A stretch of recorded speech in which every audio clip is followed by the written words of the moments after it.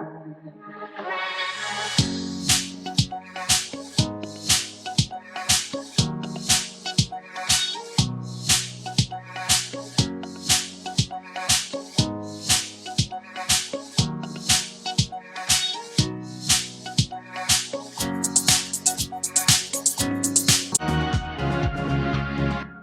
and obviously I love cooking and I love children and I love teaching, so it seemed like a really seamless thing.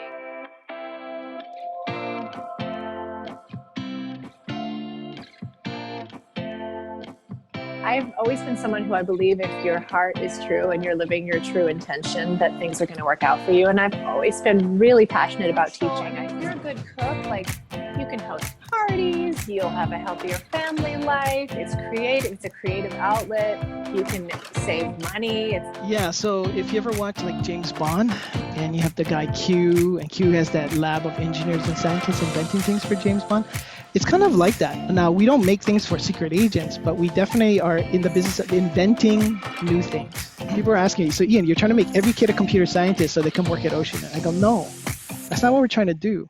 But computer science is a way to create better thinkers. They're learning a behavior that failing is not bad. Failing is how I'm going to succeed. Aloha mamas, and welcome to the CoronaMama Zoom Room. This show is brought to you by the Maui Mama magazine. And we are here for you, the Maui Mama, to help you to connect and express and share all those things that are on our minds during this pandemic time. Our motto is #share aloha, not corona. I'm Angeline Chu Longshore, and today our topic is online learning, creative skills to last a lifetime for your keiki. And this show surprised me, actually. I did some pre-interviews with the guests, and I didn't realize what their stories were behind what I thought we were going to be talking about. And we will talk about online learning and these amazing programs for kids, but you get like such a bonus here. Our Actions of Aloha segment, we talked to Ian Kitajima and the Oceanit organization. I didn't realize that they are solving worldwide problems. I just, stumbled upon their online learning tool to help children to think differently through coding and through design thinking, through a little car. And then we're going to hear from a chef, her story, and how I didn't realize that she went through something really tragic that brought her to this passion for food and chefing. Okay, but before we get into that, if you're a parent who is trying to figure out homeschooling, here's a quick, easy, affordable way to start. Homeschooling Explained is a Maui Moms program that was an in-person workshop turned into a simple online course for parents. So grab the CoronaMama discount code CHU20. Okay, so now for our Actions of Aloha segment. We're recognizing Ian Kitajima and the Oceanit team. They are doing incredible things to change the world, actually to solve the world's most perplexing problems. So they are a group that are doing such futuristic things like this. Look at this fingertip drawing program. Now that's one. And then there's this fingertip flower drawing program. It's so cool, but this is just the tip of the iceberg. Okay, they're doing more amazing things that are actually like so relevant today. They've invented social distancing detection programs that you see here, and a mass detection and counting program. Look at that. They are disruptors as far as like people in this world who do things that are out of the box, that don't let anything stop them from making this world a better place. So Ian's passion project is this mission to make an impact on our keiki and our future generations in this world in the way of helping them to think and solve problems. And that is through projects like this little cool car, which helps kids to think in terms of computer coding and design thinking. So let's bring Ian into the Zoom room. Aloha, welcome to the CoronaMama Zoom Room, Ian. Hi, good afternoon. Good to meet you. Good to meet you too. I love your technological background. So awesome. This is actually, I'm not at Oceanit, but we have a technology petting zoo. So someday hopefully you can come visit. Of course, you have your virtual background, Yes, of course. technologically savvy. Okay, so introduce yourself to us. And Sure. if you have a family, tell us about your family and then Sure. what you do. So my name is Ian Kitajima. I'm with a company called Oceanit. Grew up here in Hawaii actually on the windward side of Oahu, in Kaneohe. I'm married to my wonderful wife Leanne, my truly the better half of our relationship. We have unfortunately we don't have any children, but we do have two cats. We have of course an extended family. We're both public school graduates and went to the University of Hawaii, and we both work for actually technology companies. So Awesome. Awesome. yeah. So I invited you here because I came across this amazing platform that I thought would be so helpful for moms, families, kids Mhm. right now, because we're doing a lot of at home learning and a lot of parents are looking for resources of things that their kids can do. But then there's so much more here, that something that I have to hold back right now, but you are going to be blown away, mamas. So stay a little bit longer till we get to that. But we're going to right now talk about this platform that you have started, and tell us about it. How did it all start? Yeah, and it's actually a website we put together for originally really for parents, working parents at home with their children. So because I know I have a lot of my own coworkers, they're trying to work, they're trying to be teachers and do everything at home. So I felt like, oh, this would be actually a really nice resource, and it's a free resource to teach your kids. They can teach themselves how to program. We do it in C language, so pretty fundamental, foundational language. So if your kids ever really get into it and they want to go into computer science, C language is one of the languages they will learn in college. I mean, Yeah, it's it's super not just fun. Yeah, coding, it's yeah, like there's a car. I mean, I saw this, there's like a car that they can manipulate. So, yes, mamas, this is not just like boring yeah. It's computer not boring. science. This is super fun. Tell us about Yeah, that. yeah. So part of making this fun, and this originally comes from Altino is actually is a very sophisticated robotic car that comes from Korea, and it was used to train teachers to learn computer science because in 2018 South Korea made computer science a mandatory class in school. And so I was really inspired by that, and so we brought that to Hawaii and have been training department education teachers and private school teachers computer science who have no computer science background whatsoever. So we take your social studies teacher, your English teacher, your PE teacher, and teach them computer science, and then help them develop lesson plans that incorporate computer science into like construction tech, into culinary, into English. Hmm. But we use this robotic car, and the robotic car makes it super fun because the thing lights up, it makes noise. But it's very sophisticated. You can learn to code that car to autonomously drive itself. So someday a lot of our kids will actually grow up in the autonomous economy where cars won't need drivers, they'll just drive themselves. But you can do it in the classroom today with that car. Whoa. But when this coronavirus thing happened, right, it's all of a sudden it's like, how do we get the cars? And actually almost every complex in the state has a set of like about 30 cars they can deploy. But how do you do it when you're in a pandemic situation? Actually, when this whole thing was happening, we started developing a virtual version of that car. So instead of having the Mm. physical car, we have a virtual car you can actually open up in the web browser. So you watch the lessons from altinocoding.com, and then you have another browser open that actually lets you program the car virtually.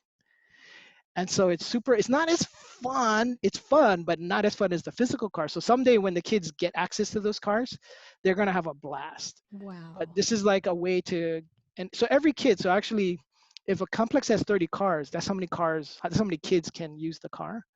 But with the virtual car, every kid in Hawaii could actually be programming. And so this is a free resource we put out. And so I know parents are doing it, the students are doing it, teachers are doing it, but we really opened it up. So really anybody who is interested in learning about programming can actually go onto that resource and just try it out. It's all free. There's no registration required. That's amazing. And we're adding more lessons. So there's about 20 lessons there. And then I'll put up 20 more lessons in the weeks to come. I just had a Yeah. thought. this is maybe an innovative thought. What if children from home could do the coding and see an actual car like on Zoom that they're manipulating? Oh, yeah, that's the next evolution maybe, right? So Version 5 just down the road. gave you a little idea. Yeah, no, I tell you, there's, and again, hopefully maybe one of these kids will be the ones programming that new version or that future thing. And hopefully, and all of this, right? 20 lessons are not going to make you good enough to go work at Google. The hope is all of this is to expose teachers and students to computer science. What normally, unfortunately happens is in school, we have to, if you're not careful, right?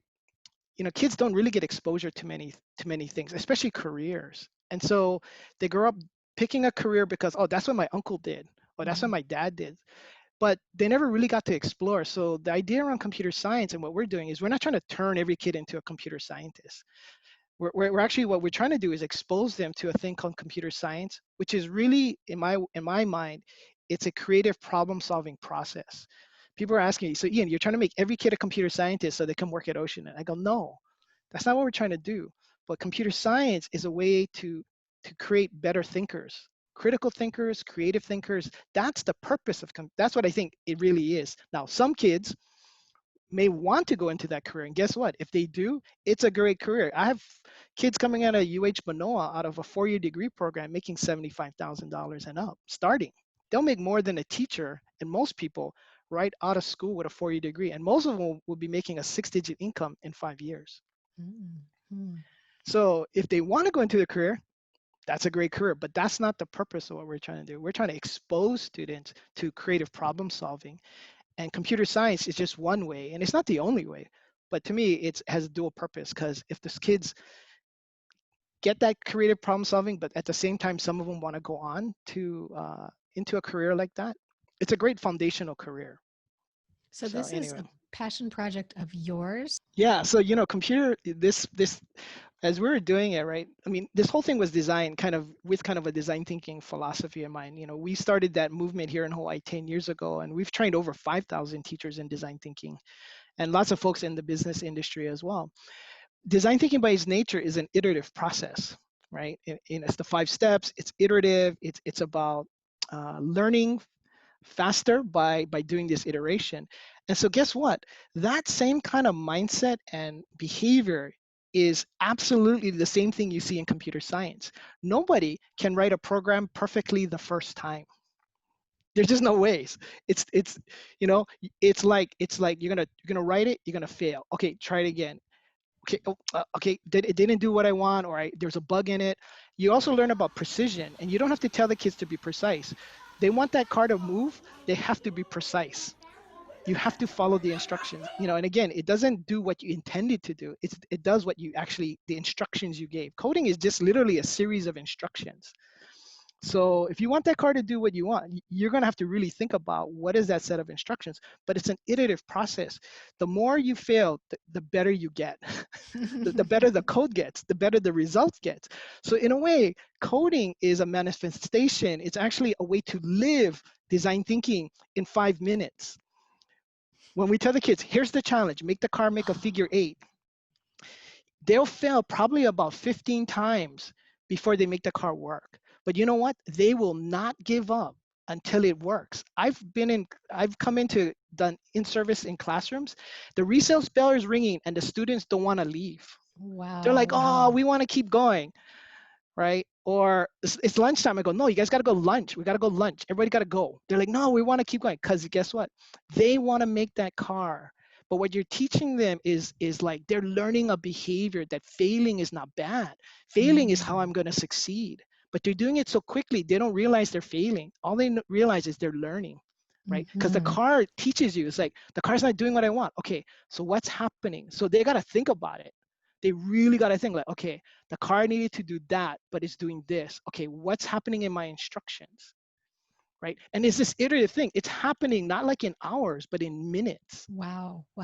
So mamas at home, teaching, this is the thing that we're going into this new world. Everything's changing now. Nothing's staying the same.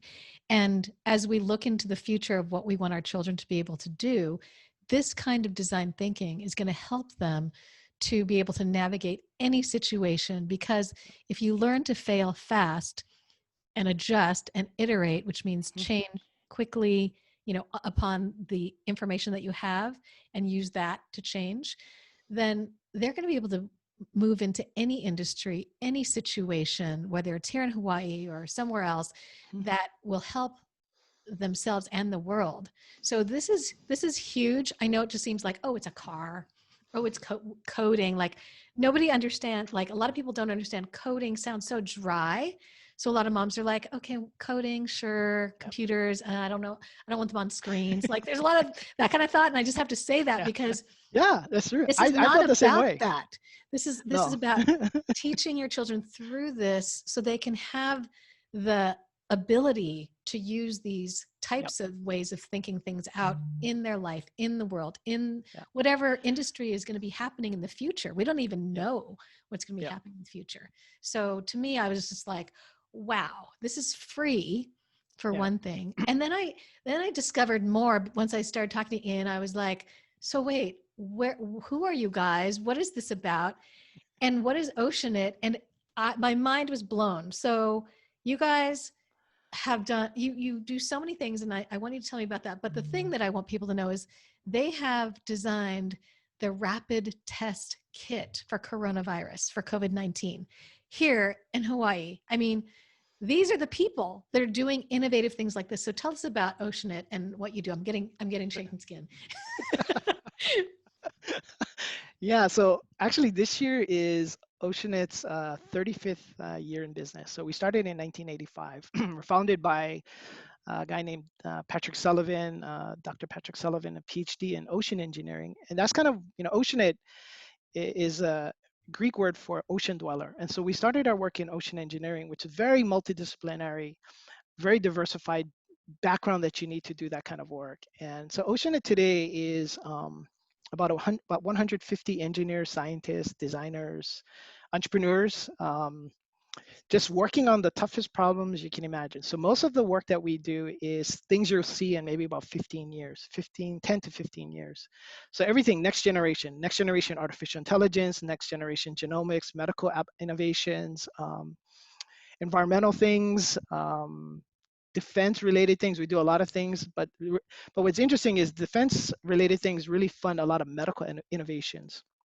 So we do all kinds of medical innovations. So actually out of that work, in early January this year, when this pandemic was starting to become realized, our founder basically said, you know what, this thing is going to be, unfortunately, maybe bigger than we anticipate.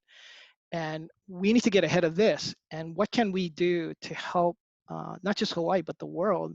And one of the things he envisioned was this idea of a rapid test kit, a kit that under 15 would not need any special equipment, could be done at home, would cost less than, say, eventually $5, and like an could be over-the-counter pregnancy as simple test. as a home pregnancy test kit kind of thing. And so really that galvanized, and he pulled together the teams, different, again, it's not like anybody's waiting around, everyone is so busy working on so many different projects, but he just said, we need to come together, and he pulled people together to start focusing on this rapid test kit. It's an incredibly difficult thing. Again, part of our, I think, magic is that we're ignorant. We're not experts, and nobody really is. Well, there's people who are experts in making test kits. This novel coronavirus, no one has ever seen before. So nobody's necessarily an expert in that. But we are definitely not expert compared to, Abbott and all these other companies that make test kits. But that's our strength, because we're not limited by what has already done before. Like constrained, like this is the box. And so we've been working on something like this for 20 years. So they can tell you every reason why it cannot work. The problem is they can't actually tell you how it could work or what could be done to make it work.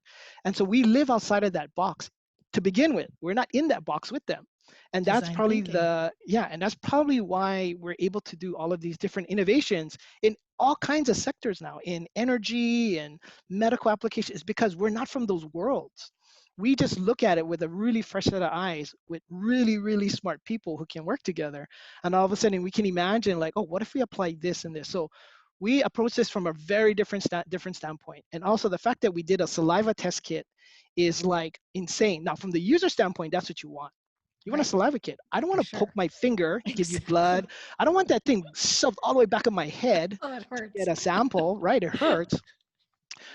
But saliva is the hardest medium to work with. So Mm, literally we had to make two innovations happen. So one is this detection capability that it's a technique that we are working on, we've developed. But also the innovation is actually working with saliva. So that is another major innovation that we didn't know at the time was going to have to be a major innovation. So anyway, so we're in the process of developing this test kit. We're actually in partnership with the University of Hawaii and Queens Medical Center. We're starting the clinical trials to get our FDA approval. So we have to go through the FDA approval process to get this test kit approved. And then my work in Korea is around manufacturing kits at large scales for export around the world as well. So yeah, so it's a major effort within the company, but we're designed that way, right?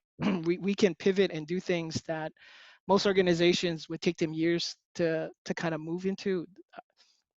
We're constantly shifting and changing, well, so you were we saying constantly morph. Yeah. the spy analogy. Tell us about that. Like Oh what yeah. Oceanit actually does is Yeah, so if you ever watch like James Bond and you have the guy Q and Q has that lab of engineers and scientists inventing things for James Bond, it's kind of like that. Now, we don't make things for secret agents, but we definitely are in the business of inventing new things. So we will invent a new way to, if a soldier got shot, we've invented a new way to instantaneously stop the bleeding, better than the current state of the art, which is combat gauze. New ways to protect your hearing. You know, when people start shooting, ways to protect your hearing. New ways to deliver cancer treatments. So what's interesting is the military funds the next generation of innovations because people are dying. War. If there's nothing good about war, but what happens in preparation for war or during wartime, medical innovations take a major leap forward because people are dying. So we've invented and developed next generation types of medical applications, including the Star Trek sickbay bed. So, the Star Trek, you lay on the bed, it picks up your vital signs without attaching anything to you. We invented that like 15 years ago. wow, wow. Yeah. So there's all kinds of, people shooting bullets at you. I can tell you in a tenth of a second before the bullet ever showed up, I can tell you where the shooters are. That's totally James Um, Bond. and then on Maui, we did space surveillance. We did air traffic control for space, 10 years ago, right? If you wanted to track objects in space, because there's so many things in space and there's going to be more things in space, including tourists. So how do you air traffic control space? Well, we invented that 10 years ago. That's so crazy. Who are you guys? I mean, you're like the most Yeah. brilliant people, collective of people that are doing things that are so innovative because you're not constrained within those industries. Is that how it works? I mean, you're just Yeah, so I think that's, like I think I was sharing, if you wanted to make a major innovation in transportation, what I wouldn't do is get 10 transportation engineers around the room and say, okay, let's reinvent transportation. They just could not, they would know too much. They would know every reason why every idea they came up with couldn't be done. Instead, around the table, I would get a diversity of engineers and scientists and entrepreneurs and non everything around that room, around the table. But it's, we're not, well, I think what we're saying is what we are doing is replicable. And in fact, the fact that we're in Hawaii and we're so diverse as a population, these things and our culture by itself is diverse. That innovation is actually, this is the place for innovation to happen. It's very fertile place because of the culture. And so I think what we always tell people is like, we're just proving that it can be done. Please try and replicate in other ways. It doesn't have to be in the form of Oceanit, but understand that innovation comes from diversity and people working together and then looking at really hard problems and getting smart people together. And so if This folks could are be a interested to, model, like yeah, for the whole world to have different satellite oceanits to iterate everything in the world with diverse yeah, I thinking. mean, I think you just get, and it doesn't have to be like a company. It could be like, 5 moms, right? Or a group of moms saying, here's a Definitely. problem that we're all facing. How do we, using the design thinking process, right? It's kind of like you're designing for yourselves, but, generate a bunch of ideas before you choose one of those ideas or a few of those ideas, prototype them, test them out. And you may not need, you don't need the technical skills. You can find people with technical skills if you need that kind of building skills. But what is harder is actually finding a problem worthy of being solved. Mm-hmm. It's like finding a good problem to solve and spending the time there. And if people are interested in it, so my boss actually just wrote a book. So if you want to know how we do things here at Oceanit, it's called Intellectual Anarchy. Ooh, You can go on Amazon or all those kind of, but get it and you read it, and it basically explains how we do what I'm talking about at Oceanit. And it shares a lot of stories. There's a lot of stories about the different innovations we've created over the years to kind of explain how we do this. But I think it's doable. It's leadership, but mm-hmm. see, I think what's key is my boss is um, he has no boundaries in the sense of it can't be done. He's a yes and okay, so versus a yes but person. It's like yes but can't do that, can't do this. Let me tell you other reasons why you can't do it. And in fact, I'll bring all the experts and they'll shoot you down as well. Mm-hmm. Versus he'll listen to the experts and go, okay, and so how do we do it? Okay, so here's some ideas. And so the best example I use is my boss one day, we're in a meeting with all of these really brilliant other people in the office company. And he said literally, hey, how do we do the Star Trek transporter? I mean, literally, he said that out loud. And I Wow. looked around the room. I went, what did he just say? My kids have mentioned that so many times. I wish we had the transporter. Yeah, he said, how do we do the Star Trek transporter? I mean, he was serious. he was half serious. I mean, I think he was, and and it got really quiet. But then people started going, well, okay, here, like, we'd have to do this, we have to try this, we have to do this and this, right? And what I realized was in that moment, he created a safe environment to Mm-hmm. think crazy. Mm, You need love that. people like that who will set the environment so it is safe to imagine a different future. Yes. It's called a disruptor, but it really is like anyone can do that, but we need to give them permission to Yeah. do it. Yeah. And young people are amazing. Like we are actually all born as design thinkers and innovators. That's how we're born. But over time, we lose that quality because we say, no, you cannot do that. A lot of No. no's. Or yes, but let me tell you the reasons why that's not going to work. Right? Or Mm-hmm. we get so educated that we rely so much on that we no longer trust ourselves, our intuition, our creative ability. And that's the part where that's why we teach design thinking to teachers, because they're with our students and they're going to impact our students more than the parents may be, Mm-hmm. right? Because Mm-hmm. they're with those teachers. So that's why, to me, every teacher that comes in contact with students needs to be world class. They have to be world class because they're going to impact what these students believe they can do. So I tell teachers, you got to raise your expectation of what you think these students can do, because your expectation is where they go. So Mm-hmm. if you think they're not that creative, guess what? They're not, and they won't be. They'll prove you right. Right. So Exactly. that's why when we first did design thinking with teachers, we'd always do a pre and post exam, post survey, and I would be always blown away. The teachers after the 3-day boot camp would say, "Mike, I like this was amazing, and I never realized my students have so much more capacity than I imagined. I could imagine." And then I thought to myself, the students weren't there.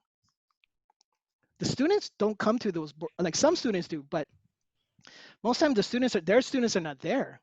So I'm thinking, oh, this is interesting. Because the teacher was transformed, they can see how their students are transformed. Mm-hmm. The circle of the box of the teacher is the box of the student, Totally. right? And If now the that we're in teacher's this box is pandemic, small, like yeah, shift, we're in a shift right now of looking at how we're educating our children. And a lot of children are doing distance learning, but once we come back, we can really shift how we decide to educate our children. And Yeah. with your design thinking program, teachers can do things in a different way. I mean, this is the future way that we need to think. We need to train our children to think this way for the future. And they're actually naturally like that, actually. What's interesting is when you're young, you are already, you are naturally a design thinker. You just lose it over time through education. Actually, education is what takes that away from you. It's unfortunately, it's kind of interesting. Education takes that quality away from you. And so that's why we're such a believer in teachers and the investment that's necessary for teachers. The hard part about design thinking is that it is a mindset as well. It is not just a 5-step process. It's a way of being. So people are like, I have to tell people, you're going to take this 3-day boot camp with us or whatever it is, but unless you practice it, it goes away. It literally, at the end, when you walk out these doors, if you're not careful, you will go back into the box that you came from. So unless you keep practicing and practicing and practice with other people, other teachers, and be mindful of the process and your own self, then you just go back into the box, right? I think part of it is just being mindful, right? When we do design thinking with people, I say what's hard is you don't even know you're putting yourself in the box. Right. So like I give an example where I'm telling them, let's redesign the motorcycle helmet. Right. Let's redesign the motorcycle helmet. I said, later on, the punchline is, I started you off in a box and that's why you're in the box. And that's how we do a lot of things. So like versus, so the example there is, if I start you off with, let's redesign the motorcycle helmet. So what do you have? What is the image you have in your mind? Well, I have an image of a helmet in my mind. Well, guess what? I just put you in the box, or you just put yourself in the box without even knowing it. Rather than saying, versus, what can I do to protect the head? Yeah, versus how do I create a safer way to ride a motorcycle? Oh, okay. Or something like that, right? How do I create greater safety if I'm riding a motorcycle? Versus, let's redesign the motorcycle helmet. Guess what? You're never going to get too far from something that goes on your head, right? Same thing with all of these things, right? So how you start, and most times, unfortunately, we're actually putting ourselves in the box to begin with. That's why when I work with students, I'm really hesitant to give them too much, like, examples. Versus, here's the challenge. I want you to redesign our test kit. So literally, I have 2 groups of students, one for Kamehameha Schools, Maui, and one other team actually with Hawaii Technology Academy. And I said, here's the challenge. We have this test kit, but I want you to help us rethink the whole test kit, like the instructions. You could even redesign the test itself, right? But I showed them, this is the challenge, is here's all of the problems or the issues or challenges we have with the test kit today. So help us really totally blow it up. Like you could just totally blow it up and say, you know what, I'm starting from scratch. I'm going to redesign the test kit from the actual test side to begin with. Wow. And the kids just blow us away. Wow. What an opportunity that you offer just to have them go through the process of figuring things out on their own. I mean, that is just like, it's so needed in this world. I can't even wrap my brain around. If more people, more families, if more teachers, if more had this ability to utilize design thinking and help their children to live it, as you say, it would be a different world, a faster innovating world, a more connected world. It takes more empathetic world. I mean, you think about all these different pieces that come into it. That and then what blows me away is that this project that you're doing is not even the main part of Oceanit. This is like your passion side project that makes no money at all. But the mission behind it is so crucial. And so that's why I think you started it, right? Because of the mission behind it. Yeah. I mean, I think Ocean has been on for 35 years. So for 35 years, we've been trying to build a more of an innovation economy, trying in many different ways. I've literally, part of my job here at Ocean is to start new companies. So I helped to start 3 new companies, a couple of different new divisions, and all this stuff, right? So it's like, okay, we're gonna like create an innovation economy by creating innovative companies and blah blah blah. But that, and working with, we ran the industry groups too. We ran industry groups and all this stuff, but we still don't have really an innovation technology industry.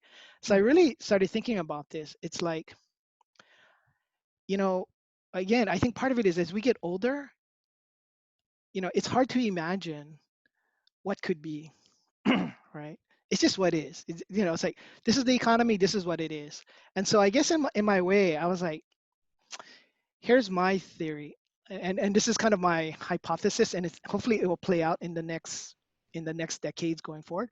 So when we started design thinking 10 years ago, my thought is let's teach innovation, the process of innovation, to teachers so they can be more innovative from inside the DOE and other organizations and schools, and in the process teach students these things.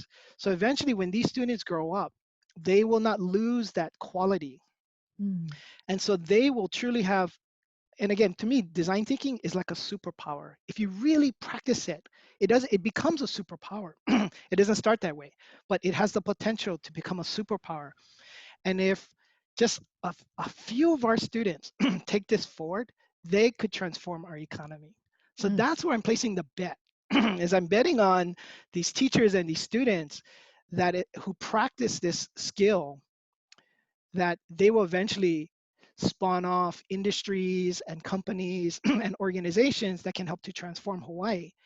And in the same vein, computer science, which we started 3 years ago, is another superpower.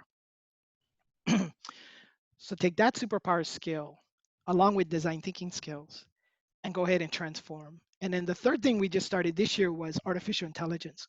So we started a program called Aloha AI to bring artificial intelligence into the public schools, into schools today.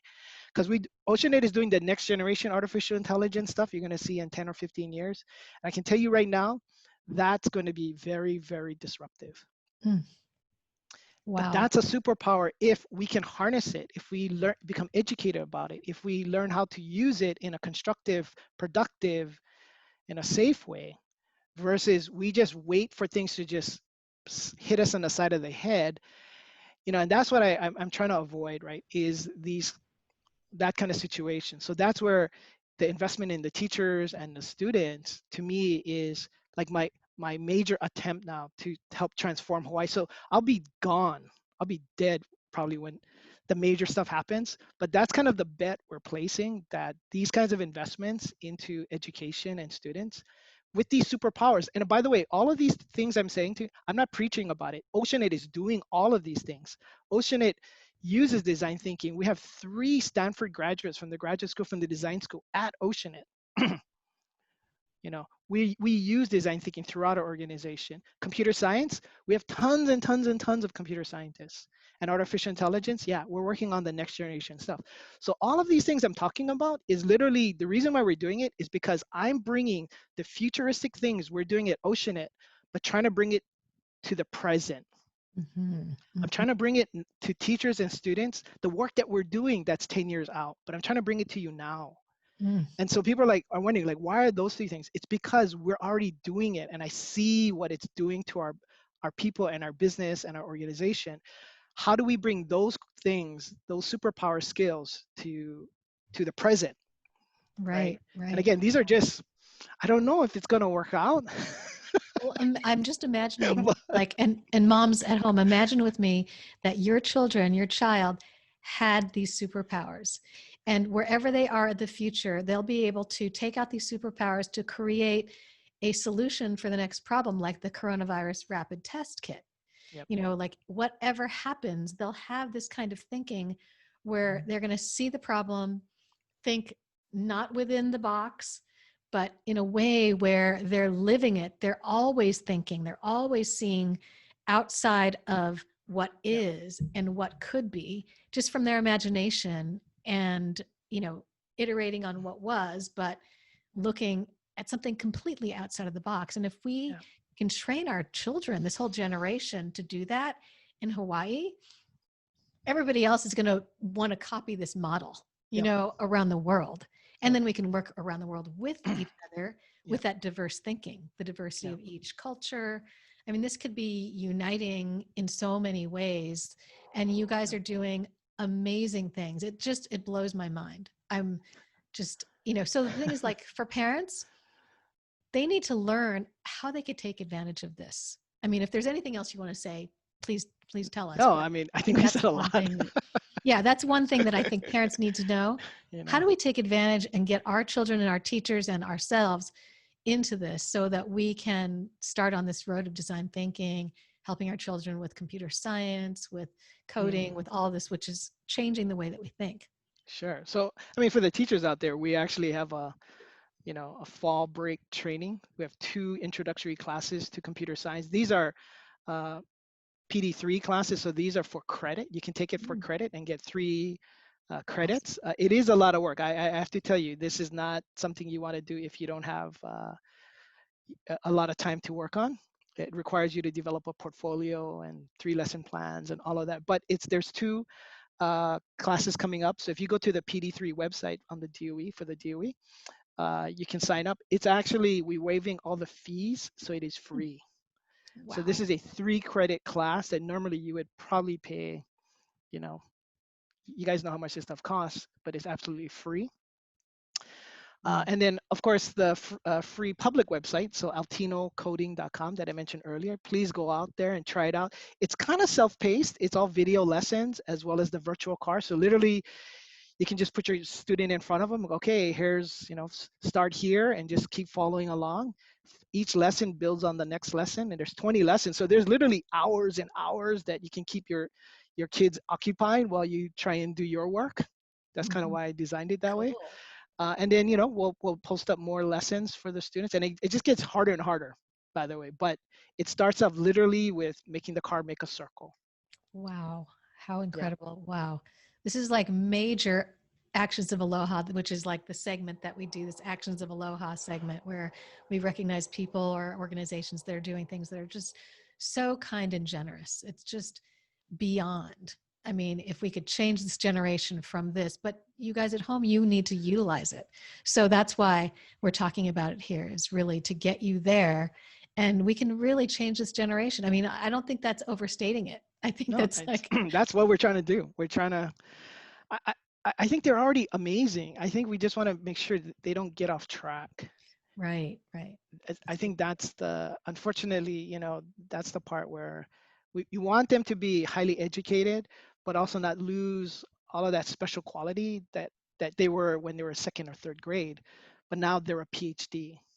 See, our PhDs and the people who work at, they haven't lost that kid who wants to play and explore and discover. See, if it's just about like getting the right answers, and not ever having to be afraid or try or not learn anything new, like the whole world is always going to require, I think, us to always keep learning. And so that's where I think ultimately all of these things, right, is to cultivate people's love of learning and continue to learn. Because the worst thing we could do is when kids graduate from schools, they say, I never ever want to pick up another book. I never want to study anymore ever again. If that happens, and if that's what comes, we totally have messed them up. Right. And so this is what we're trying to preserve by working with the teachers. And again, primarily with teachers. We rarely work directly with students, but when we have, I've always been totally just blown away with the fact that we're all naturally design thinkers. We're all absolutely innovators from the beginning. We actually lose that, unfortunately, over time. And so these are our attempts to make sure those superpower skills don't get lost. So please try it out and let us know what you think. The website you go to, that's a rapid prototype. It is not perfect. You will see me one-take wonders on some of these video training lessons. Because this is not very polished. It wasn't designed to be. It's very authentic. It's very authentic. I like that. You would actually see me typing, oh, there's a little typo here or something, Authenticity. But, So, We don't need so, polished. We need to just get the so gist. send me, it's like, hey, you gotta fix this. You said this wrong or something. So yeah, please That's check it awesome. out. Let us know. Wow. Thank you so much for spending the time with us. No, thank you. It's so awesome. I can't thank you enough for all of what you all at Oceanit are doing. And then you in particular, Ian, what you're doing. No, I know no, it's it's been a all of us. passion Takes a lot of project, people to but takes a all lot of of you people to make and this. you also. So thank you so much. It's so awesome. No, thank you. So where are you zooming off to now? I'm zooming off pretty soon to all of our, today is Monday, so all of our Monday meetings are happening and I'm in all of those meetings. So, Oh, wow. Oh, so I've so been I keeping have, you from all those meetings. luckily, I still have a little bit of time before I can maybe run to the restroom and grab something to drink before Oh, we no. start the meeting. Wow. Well, thank you so much. It's been No, such a thank you. pleasure. It's so cool. Awesome. Thank you. Thanks. Thanks. Bye. Who knew we had people like the Oceanit team in our community? Big mahalos to you guys for just solving world problems. You guys are incredible. So now to another inspiring story. I had heard about this Haiku Mama and her program for cooking with kids, but I didn't know the real story behind it. So let's bring Maya into the Zoom room to hear about it. Hi, Maya. Welcome to the CoronaMama Zoom room. Hello. Nice Hi, to thank you for see having you. me. I love Great your to see you. beautiful backdrop. So gorgeous. Thank you. It's the haiku rainforest. Oh, The so you're in jungle. haiku. Okay, so Yeah. introduce yourself and tell us about your family and what you do. Yeah, my name is Maja Liotta, and we are a Maui family. I have my husband, Pete, of 20 years. We just celebrated 20 years. I have 3 children. We have a 19-year-old and a 16-year-old and an 11-year-old. My 2 older are daughters, and my 11-year-old is a son. So Makai, Nora is my middle daughter, and Anya is my older daughter. And we located here from Durango, Colorado 6 years ago. And it's been such a journey. It's been really fun. I had the opportunity maybe a few months into our living here, I had an opportunity to meet a concierge, and I got to start a business as a private chef, which was a long time dream of mine. I'd always wanted to work creating food professionally. I had worked in the front of the house at a various number of fine dining restaurants, and I was just really passionate about food and creating high-end cuisine. And moving to Maui, the floodgates kind of opened, and I had this opportunity. And I've been working professionally as a private chef and caterer since 2015, just late 2015. So it's been just about five years. Wow. And Yeah. I wanted to bring you on to the show. I invited you because we're in this time right now where a lot of families are at home. We are cooking at home a lot. There's not a lot of restaurants open. We are also distance learning. And so I have seen the Time to Cook program online. And before we get into that, I just, was so fascinated when we were talking about your background, about your journey into food. And I think that for me, I didn't really understand how much went into the Time to Cook program based on, you. Like, there's so much about you and food that I was like, oh, so that's what goes into the Time to Cook program. That's, I'm so drawn to the program now because I realize there's so much to you and food and cooking and children, and that I just wanted to talk about that. So tell me about your food journey.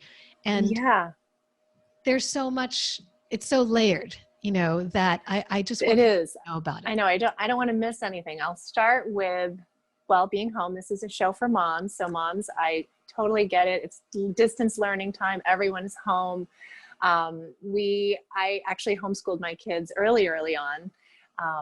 And so I was home with my kids, and it was just total mayhem. And I think my one bit of solace was creating in the kitchen. And of course, when your kids are underfoot, you kind of just, this was like pre-devices, so everybody's all together.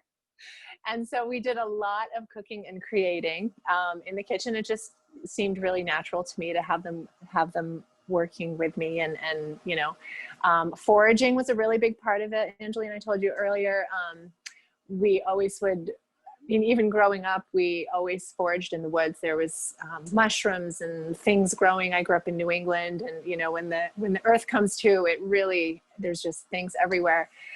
So that's a small part of it, was maximizing what you find in the earth, and making a number of things so your family doesn't get bored. But the more serious part of my journey was when my husband got diagnosed with a really serious autoimmune disease. When my baby son, who's now 11, he got diagnosed with MS, and it just like rocked our world. And I was so stubborn about him going on a special protocol for, they wanted to give him this crazy shot and all this medicine that cost thousands of dollars. And I wasn't even certain he had the diagnosis. So I do want to tell you, this does end well. But one thing it did do was kind of jumpstart our journey into healing foods. And so with my background of just being a home chef, but just really enjoying it and embracing it, we started just lots and lots of research. I say we, I mean, I really research on all the healing diets out there, the pH diet, the raw vegan, the hallelujah diet, like literally you name it. We tried it out. And what I came away from with that was realizing that when you have to do without something, you find yourself in a position where you can kind of compensate. And so I realized I kind of had this like little superhero skill to, given a limitation, I kind of exceeded and could create something really special. And that was like kind of an amazing thing to realize that late in my life, that I not only was good at it, but I really enjoyed it, and I embraced the opportunity. So, you made food for your husband to help his wellness. Yeah, it was definitely a full-on commitment, because we didn't want him to go on the medicine. His symptoms were like kind of mild. So like I said, I wasn't convinced he had MS. I know it's a very commonly misdiagnosed autoimmune thing. The symptoms cross over with Lyme disease, with like tons and tons of other things, Candida, I mean, lots of things. But we just, yeah, it was a journey for sure. And I can safely say now he's actually seen a neurologist on Maui, and the neurologist is like, I don't even know, there's no sign of MS. He's completely fine. So it ends well. Yeah. So either he didn't really have it, or your healing foods, diet, all of that. Either way, we were grateful for the opportunity. We made a huge life change. We moved to the tropics and got in the water and got vitamin D and got, really healthy. And we lived a healthy life in Colorado, but we lived in the high mountains, and it was winter for a good 9 months out of the year. So it was kind of hard to get out there and get your exercise and vitamin D when it's, like sub-zero. Yeah. Yeah. Well, what a transformational experience. I mean, sometimes we have to go through really hard things to realize Totally what this new existence is that actually works better for us. And so with all the study that you did for your husband, you learned so much about nutrition and to do. And so that is something that now you're utilizing in everything you do and how you cook in general, right? Yeah, it's awesome. I have, it's funny, in the pool of people that refer me to clients, they get one person in the party. Oh, well, there's a vegan in the group. And then they're like, call Chef Maja. Mm-hmm. So it's nice. It's nice to be able to work with all, I mean, especially now in this day and age, I mean, half the people I know, more than half, are gluten-free or dairy and, sensitive, dairy intolerant. And just to know, how to still dance around that and still create really high quality food is a fun challenge for me. I love it. It's really fun. So now that we're in this pandemic, you had been doing catering, chefing, and then what was that like for you to have to make a switch, or what happened for you? Oh my gosh, I had all of my jobs for the last part of the year cancel in the same 2 days. I just got emails from I was like, oh my gosh. And that was a little bit stressful, but I've always been someone who I believe if your heart is true and you're living your true intention, that things are going to work out for you. And I've always been really passionate about teaching. I homeschooled my kids. And so I've loved teach. And, obviously I love cooking and I love children and I love teaching. So it seemed like a really seamless thing to start this. And I definitely have to give props to my partner, Michelle, because she actually put the nuts and bolts in place with, all the marketing and setting up all the things that I don't do. Mm-hmm. And you did the food. I do the food and the creative part, and she's in charge of all the awesome, super important background things. So we kind of collaborated and decided that this is a great time because people are home. Not only are people home and needing things to do with their kids, but the whole subject of wellness and cooking whole foods. I mean, it's like we just kind of been dumped in this pandemic mode and we're like, oh my gosh, we cannot eat Stouffer's lasagna and Costco fettuccine Alfredo. Like, we need to cook for ourselves. We need to take wellness and be stewards of our own health. So there's a twofold advantage to learning how to cook and then teaching your kids how to cook. That is like a double blessing, because if you can just like step away from the kitchen and kids got dinner, woo, yes, you are winning. Yeah. Now, with this pandemic time, a lot of people are in sort of a transformational stage in general. And then with cooking, there's that opportunity that we're in now. It is. Now, part of it is that people maybe can't afford as much, so they're cooking at home because there's, it's cheaper to just buy ingredients and cook. Also, there's no restaurants open. So totally. Yeah. But for the people that were just buying, punch. But the people who are just buying packaged foods, now those are kind of expensive actually. So now we're looking like we can buy simple ingredients, but then people don't know what to do with them. So that's where you come in as far as these lessons, and they're lessons for kids, but also adults can learn from them too. And having a whole family time to do this is such a gift, I think, because for one, you're working in the kitchen with your kids, which is bonding. And then you're learning these recipes that are full of like nutritious scratch ingredients. So, tell us how that all comes together. Well, it's funny when I'm planning the lessons, because we do, I have to think through like, what can we accomplish in an hour? Because our classes are for an hour. And we want to have a finished product at the end. But there also has to be, what skills can we impart? How are the skills going to build on last week's skills? And how, so there's quite a lot of thinking that goes into the menu. The menu/curriculum is really what it is. So at the end of the day, I mean, the most important thing, like I said, is at the end of class, there has to be a finished product. So that is like goal number one. I'm not sure if I'm answering the question right, but so the healing part of it, one of my most important kind of constitutional chefy things is that it has to look great, right? It has to be colorful. It has to taste good, and, having fun making it. So there are all these elements that have to come together to create time to cook with your kids and to make them want to come back to class. So it's a lot of stress, a lot of pressure. But it's fun because it's interactive, So Michelle is really awesome at moderating. We're going into each child's kitchen. If they have a question, they can put it in the chat, and we make sure that nobody gets left behind. So it's really fun. Wow.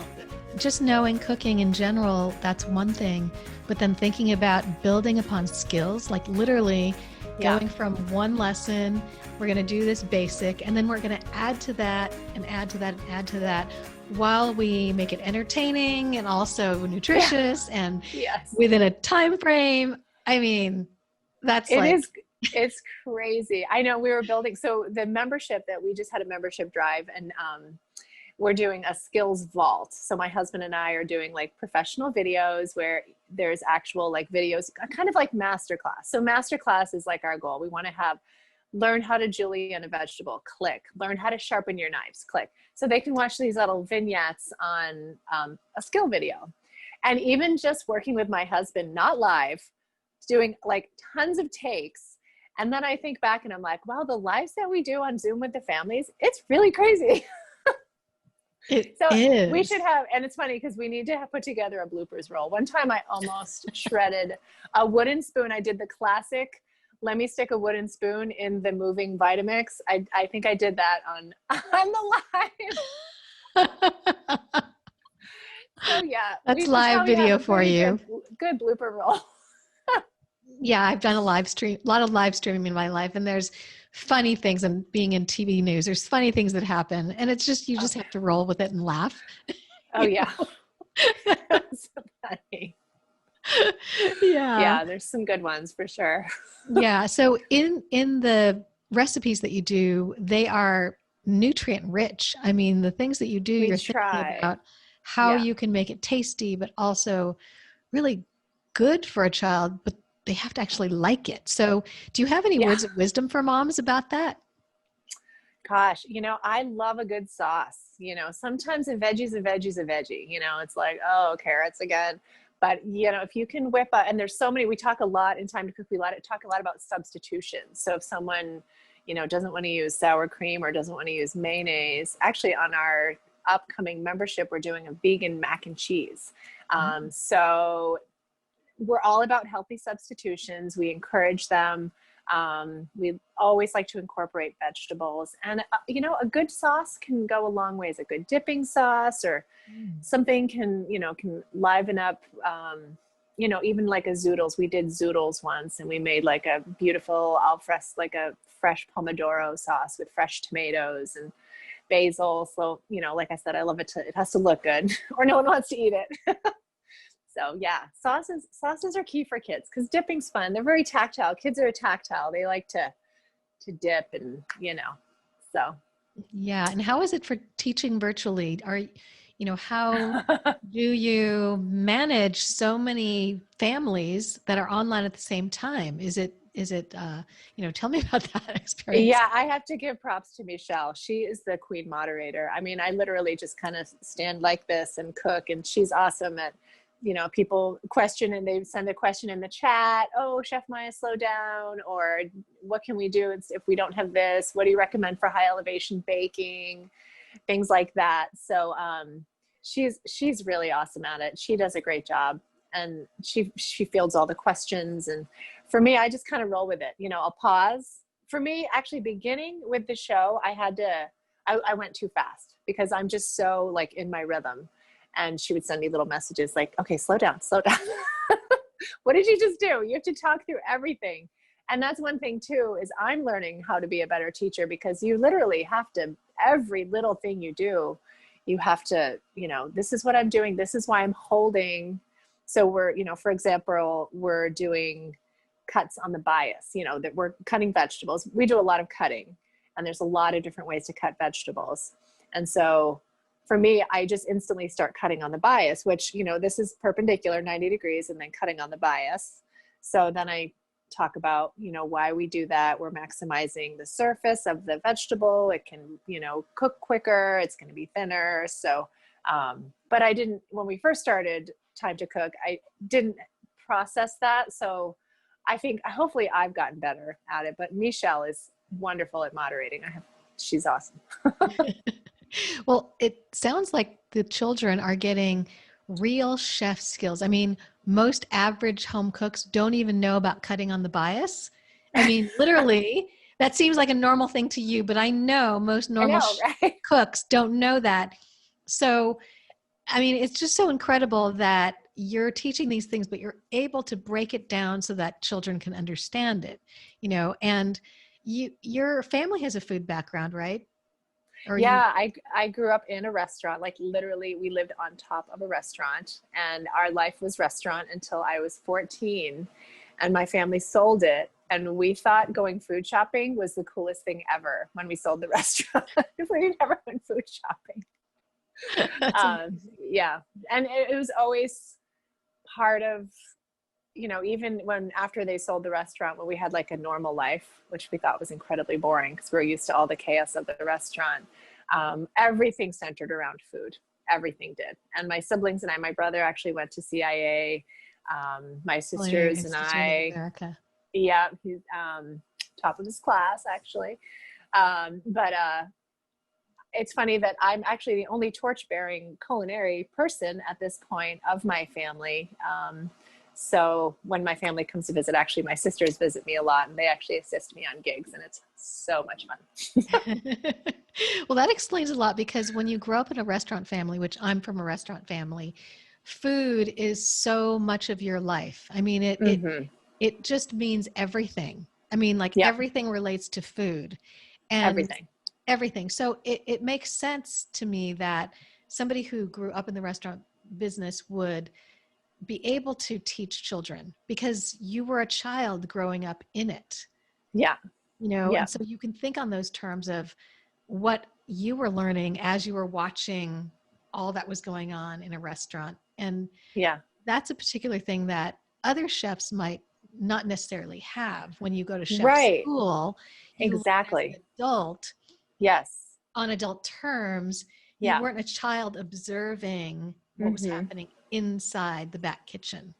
You know, so Yes. that's a whole different thing that I think you bring to Time to Cook, that that I understand, because I grew up in restaurants. Yeah. And that's why I was saying there's so many layers to what you bring here, as far as your husband's story, growing up in a restaurant family, and having that passion to bring it together with homeschooling your children. Yeah. I'm like, okay, this is why Time to Cook to me is not just like, okay, there's a cool fun thing to do. This is like chock full of a lot of beautiful things that have come together that is beyond what like a normal adult would take in a master class, because it's you as a child, like through the child's eyes, and helping children to enjoy food, to see food the way that you did as a child, and to learn how to cook Yes. beautifully. Yes. So I just wanted to like wrap that up for people. Like, Totally. It's you so know, true. It is like our heart, and we really want to see success. Like we really want the kids to love cooking and to just, it's such an important life skill, you know? It's like it's really, it's social. I mean, if you're a good cook, like you can host parties, you'll have a healthier family life. It's creative. It's a creative outlet. You can save money. It's, you know, it's good economics to know how to create dishes, but ultimately it's our heart, you know, like we just want to impart that to the families. It's really important to us. are there any homeschooling families that are taking advantage of this as like sort of part of their credits? Well, it's funny. It's with people who are into the homeschool, like especially new to homeschooling, the credit thing is really kind of a nebulous topic.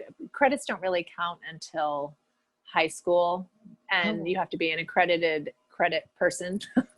I never kind of, I didn't, I'm not, I that's never okay. concerned myself with that actually, but yeah, we actually, a lot of our members are homeschooling, and they definitely count this as, I'm guessing they definitely count it as their culinary arts elective, I'm sure. I know I certainly would. That's so awesome. It's so awesome to be able to do something super fun as part of your curriculum that you're home, Yeah. if you're homeschooling. So I was just like, Yes. wow, that would be just an easy, like, yes, let's Oh, let's do totally. And that. you get to eat after. Yes, for sure. Mhm. Because So our cool. goal is to have food at the end, and then, you know, everybody can eat. So how long do these go for? And tell us about the program a little bit.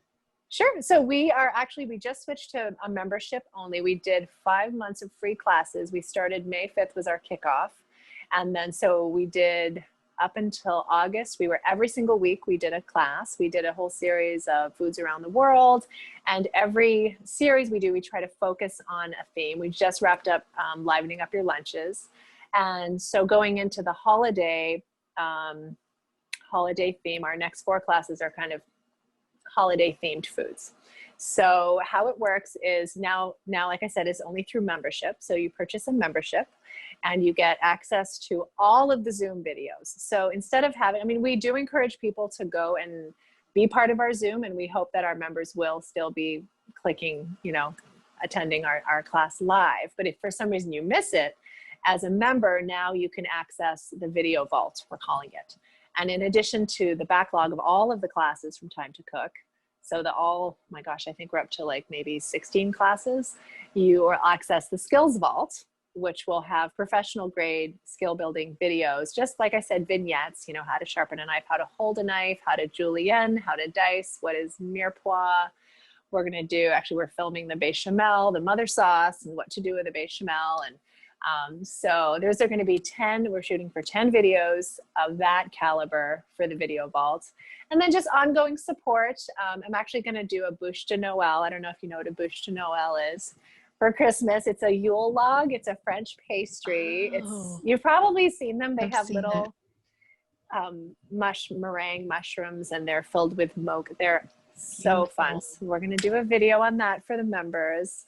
And then we also have the private Facebook group, which we're ongoing support with that, and posting reminders and recipes, and just basically any support and encouragement we can give for the families who want to get their kids in the kitchen cooking. So this is so high level. I mean, it's a work in progress. It's definitely a work in progress. It's just a fancy name for chopped celery, onions, and carrots, right? I mean, that's all it is. I know, but the people at home don't know how to make a bechamel. They don't know what a mirepoix. And it's all possible. It's all possible. It's all easy. And you know that. It is. And the fact that you can go there and take advantage of, all of this in one place. You don't have to try to search everywhere. You don't have to wonder if your kids will get it or not. And then the moms can be listening in and learning too. And the dads, everyone can learn. I mean, there's so much here that so many people need to know now that we're cooking more at home. I mean, this is just so awesome. Yeah. Is there anything else you want people to know about the program or anything? I'll send you the link. I don't know if I sent you the link, but I'll send you the link when we are done on how to, right now there's a wait list because our membership drive ended, but we'll be doing another one right around Christmas time. Actually, the Christmas bonus, I think it's going to be a twofer. So stay tuned for that. And then, like I said, Time to Cook is a work in progress. We're going to be, it's changing and shifting and hopefully adding and getting better and better. And as Michelle and I work together to just bring the best, masterclass is my goal. I want it to be masterclass for kids for cooking. That is so awesome. Yeah. Wow. Well, thank you so much for telling us about all this. It's really an incredible program. And You're welcome. Thank you. I love your story. I love where, where it's rooted. To me, that's, it's definitely from the heart for sure. Yeah. So awesome. Well, where are you zooming off to now? I'm going to have to wrangle up my son and see where he's been making mischief for the last hour. I know. I've got to check on my kids too. I know. Those kids. Awesome. Well, thanks so much. Thank you. It was great to talk to you, Angeline. Great to talk to you. Okay. Bye. Okay, moms, I never thought of teaching kids these high-level culinary skills was even possible, but now we know from Maja that it is. And so the big picture here from Ian and Maja is that our children are much smarter and more capable than we think, no matter what age they are. So if you are worried about in this pandemic time of them falling behind, which so many families are, so many parents are worried that their kids are falling academically behind because of this pandemic shift in our education. Well, don't worry, because they are super resilient and smart, and they will pick it back up again in no time.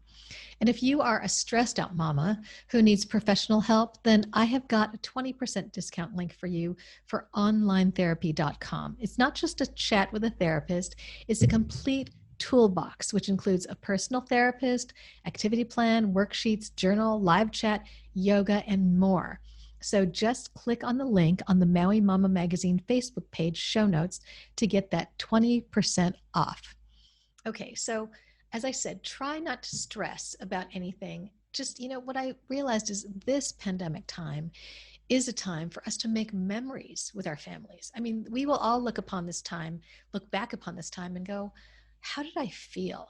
I wonder, what we're going to think and what our kids going to think. How did we feel during that pandemic time?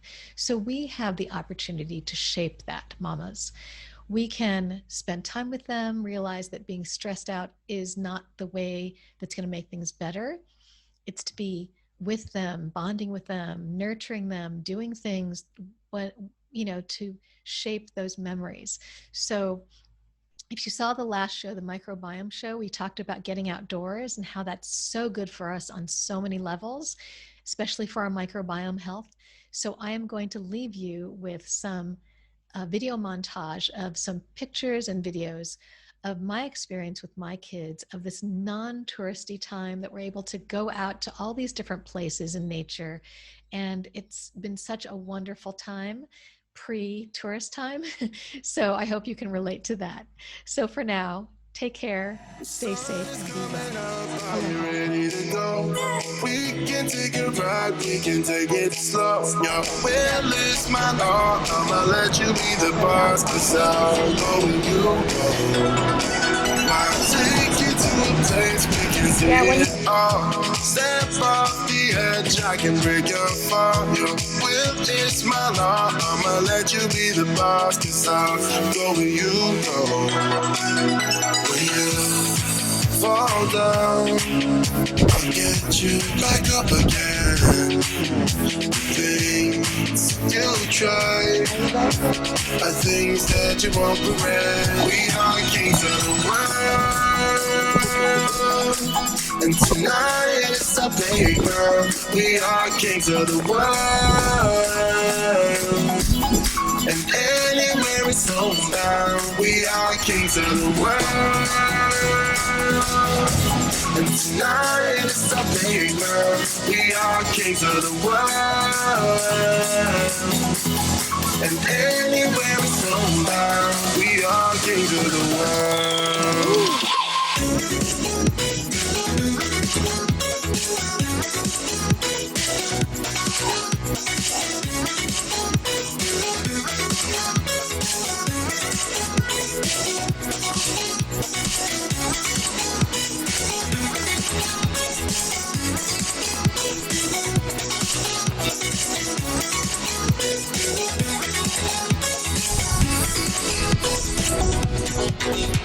Follow me away, 'cause we can't stay here. Let yourself go, you got nothing to fear. You'll never be alone, let the highway be your home. 'Cause I'll go where you go. When you fall down, I'll get you back up again. Things you try are things that you won't regret. We are kings of the world, and tonight is our playground. We are kings of the world, and anywhere it's homebound. We are kings of the world, and tonight is our playground. We are kings of the world, and anywhere it's homebound. We are kings of the world.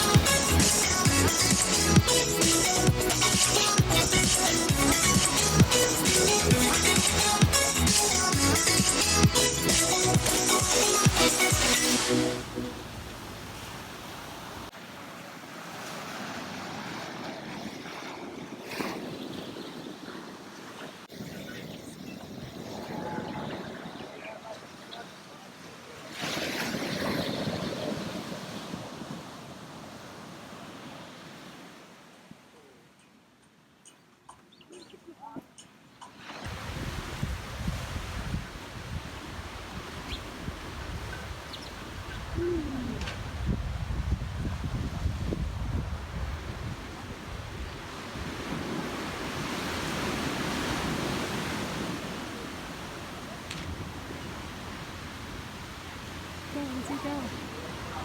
Yeah. Can you do it? Yeah. Look at, there's no one here. This is usually full of tourists. This is Kanapali. This is Black Rock. Usually people are like crazed all over this place. There's like a couple locals and us. This is our party right here. Crazy.